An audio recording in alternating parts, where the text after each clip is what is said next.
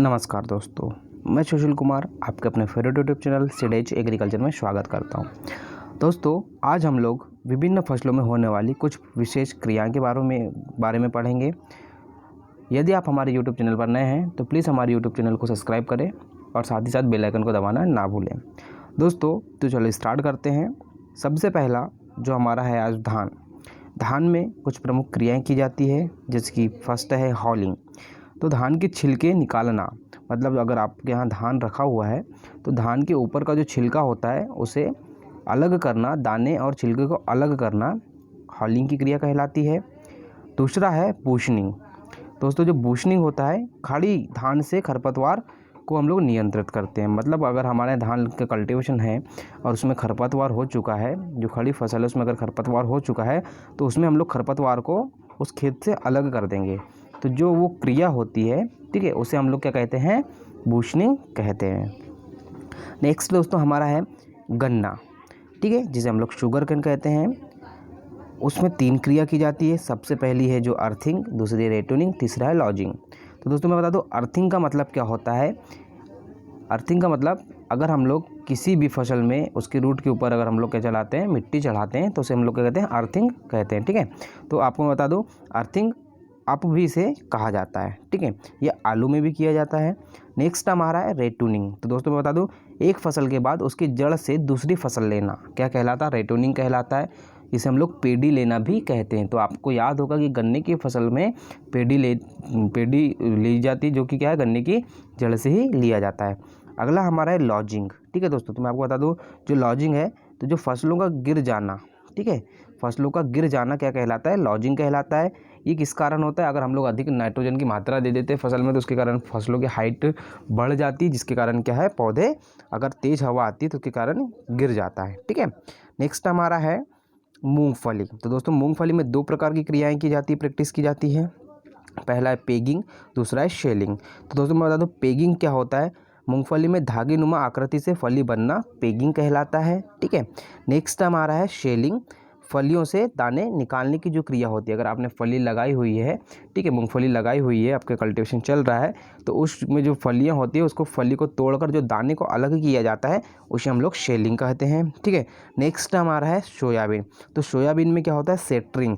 Soybean में एक स्वतः ही क्रिया होती है सेटरिंग की। अगर सोयाबीन की कटिंग करने में या हार्वेस्टिंग करने में अगर आप लेट हो चुके हैं तो उसमें क्या होता है? फलियों का चटकना स्टार्ट हो जाता है, जिसे हम लोग कहते हैं सेटरिंग कहते हैं, ठीक है।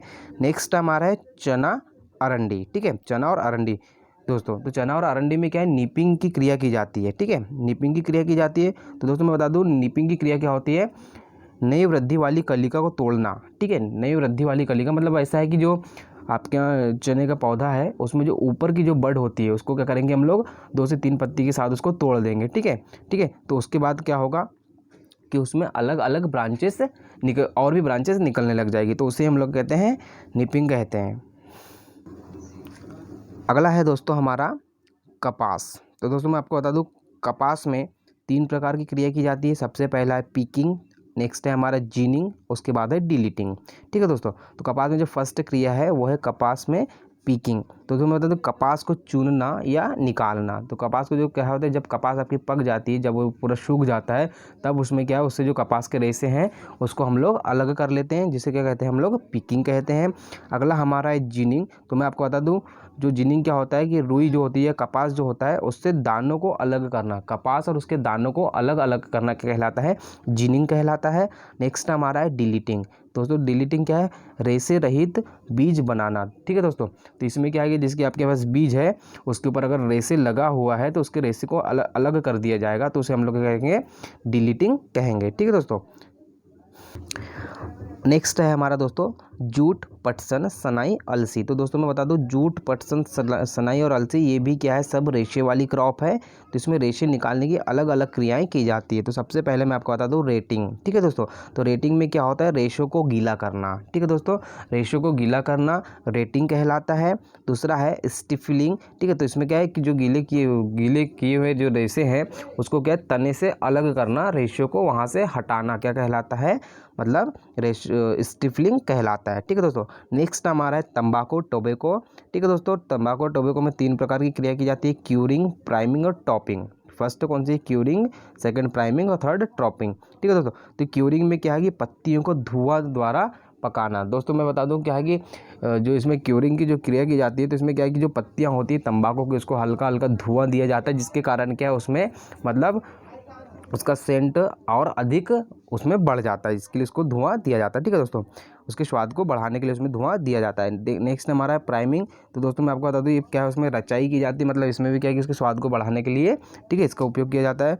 अगला है हमारा टॉपिंग। तो दोस्तों मैं बता दूं टॉपिंग में क्या होता है कि जो नीचे से पकती हुई पत्तियों को क्या करते हैं हम लोग, तोड़ देते हैं। ठीक है, उसके बाद क्या है